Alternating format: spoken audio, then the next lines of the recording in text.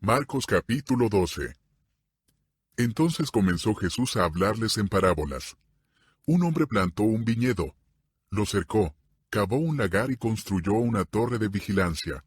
Luego arrendó el viñedo a unos labradores y se fue de viaje. Llegada la cosecha, mandó un siervo a los labradores para recibir de ellos una parte del fruto. Pero ellos lo agarraron, lo golpearon y lo despidieron con las manos vacías. Entonces les mandó otro siervo. A éste le rompieron la cabeza y lo humillaron. Mandó a otro, y a éste lo mataron. Mandó a otros muchos. A unos los golpearon, a otros los mataron. Le quedaba todavía uno, su hijo amado. Por último, lo mandó a él, pensando, a mi hijo sí lo respetarán. Pero aquellos labradores se dijeron unos a otros, este es el heredero, matémoslo, y la herencia será nuestra. Así que le echaron mano y lo mataron, y lo arrojaron fuera del viñedo. ¿Qué hará el dueño? Volverá, acabará con los labradores y dará el viñedo a otros. ¿No han leído ustedes esta escritura?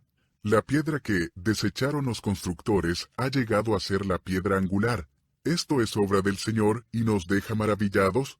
Cayendo en la cuenta de que la parábola iba dirigida contra ellos, buscaban la manera de arrestarlo, pero temían a la multitud, así que lo dejaron y se fueron.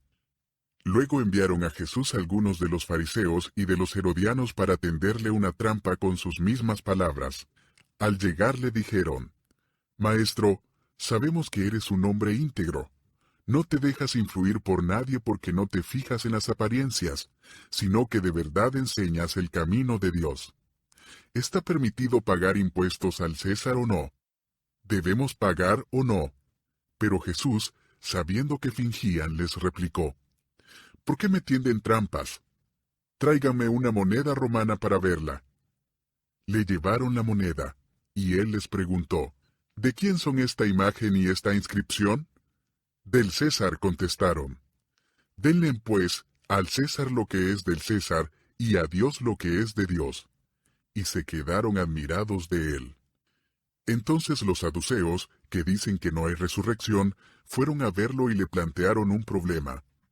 Maestro, Moisés nos enseñó en sus escritos que, si un hombre muere y deja a la viuda sin hijos, el hermano de ese hombre tiene que casarse con la viuda para que su hermano tenga descendencia. Ahora bien, había 7 hermanos. El primero se casó y murió sin dejar descendencia. El segundo se casó con la viuda, pero también murió sin dejar descendencia. Lo mismo le pasó al tercero. En fin, ninguno de los 7 dejó descendencia. Por último, murió también la mujer. Cuando resuciten, ¿de cuál será esposa esta mujer, ya que los 7 estuvieron casados con ella? ¿Acaso no andan ustedes equivocados? Les replicó Jesús. Es que desconocen las Escrituras y el poder de Dios.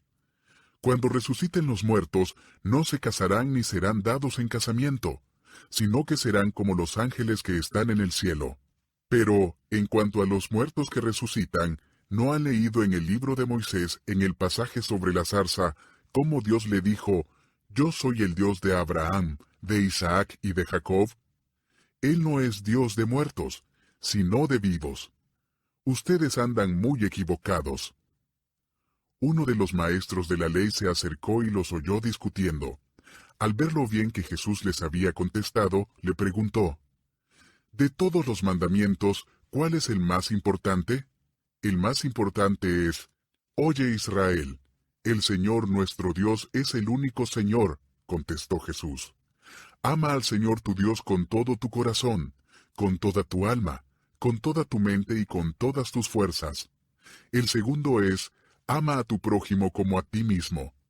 No hay otro mandamiento más importante que estos». «Bien dicho, maestro», respondió el hombre. «Tienes razón al decir que Dios es uno solo, y que no hay otro fuera de él. Amarlo con todo el corazón, con todo el entendimiento y con todas las fuerzas, y amar al prójimo como a uno mismo es más importante que todos los holocaustos y sacrificios».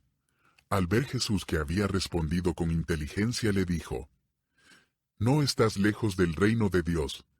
y desde entonces nadie se atrevió a hacerle más preguntas. Mientras enseñaba en el templo, Jesús les propuso: ¿Cómo es que los maestros de la ley dicen que el Cristo es hijo de David? David mismo, hablando por el Espíritu Santo, declaró: Dijo el Señor a mi Señor: Siéntate a mi derecha, hasta que ponga a tus enemigos debajo de tus pies. Si David mismo lo llama Señor, ¿cómo puede ser su hijo? La muchedumbre lo escuchaba con agrado. Como parte de su enseñanza, Jesús decía: Tengan cuidado de los maestros de la ley. Les gusta pasearse con ropas ostentosas y que los saluden en las plazas, ocupar los primeros asientos en las sinagogas y los lugares de honor en los banquetes. Se apoderan de los bienes de las viudas y a la vez hacen largas plegarias para impresionar a los demás. Estos recibirán peor castigo. Jesús se sentó frente al lugar donde se depositaban las ofrendas, y estuvo observando cómo la gente echaba sus monedas en las alcancías del templo. Muchos ricos echaban grandes cantidades, pero una viuda pobre llegó y echó 2 moneditas de muy poco valor. Jesús llamó a sus discípulos y les dijo: Les aseguro que esta viuda pobre ha echado en el tesoro más que todos los demás. Estos dieron de lo que les sobraba, pero ella de su pobreza echó todo lo que tenía, todo su sustento.